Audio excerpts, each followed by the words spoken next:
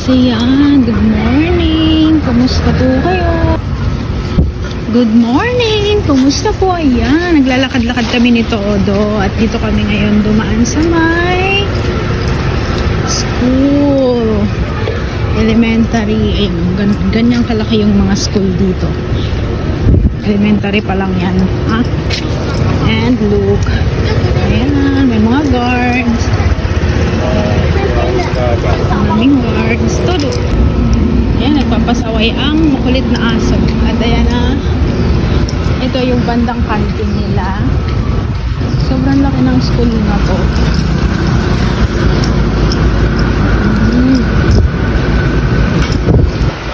Ayan, dito kami banda sa may canteen.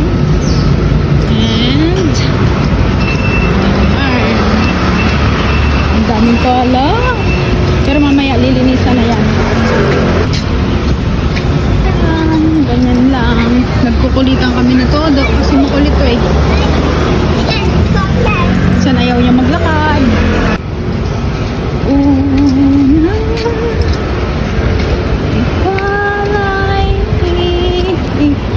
Show on the street. And yeah. Ayan na.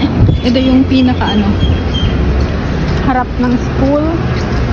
And ito yung nursery.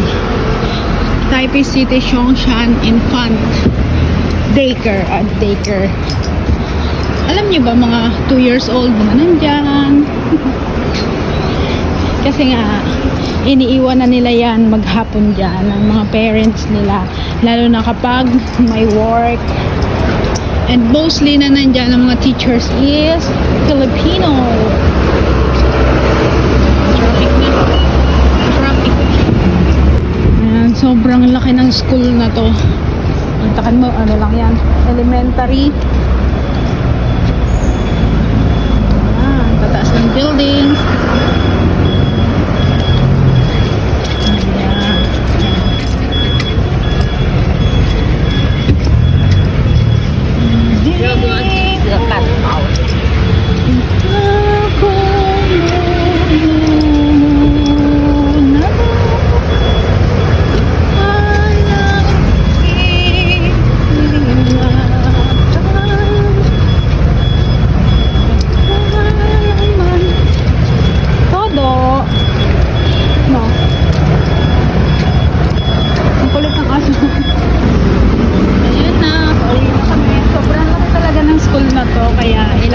Mo rin siyang siguro mga 30 minutes mo rin siyang dilibutin hanggang doon sa pinaka last. And yeah, may gate din dito pero sarado to. Doon talaga sila sa main. And yeah, kaya very convenient yung mga dito kasi ayan, look. Kahit saan may bike na pwede mong gamitin kapag papasok ka sa work or kahit saan ka mang pupunta. And yan yung bus stop. Every minute may bus na dumadaan dyan. Yan, mga bike na i-rent mo kung saan ka mang pupunta. So hindi ako marunong mag-bike, di ba? And yeah, bus. Ayan yung mga number ng bus. Nandyan sa taas, yung mga dadaan na nakalagay yan dyan. Ayan. And yung mga lugar na dadaanan ng bus, nakalagay yan dyan. So dapat alam mo yung number ng bus na sasakyan mo. Kasi may oras yan. And yeah, mabilis lang naman kapag naiwan ka ng bus, ilang minuto lang may susunod na. Kaya ayun, hindi ka mahihirapang magantay.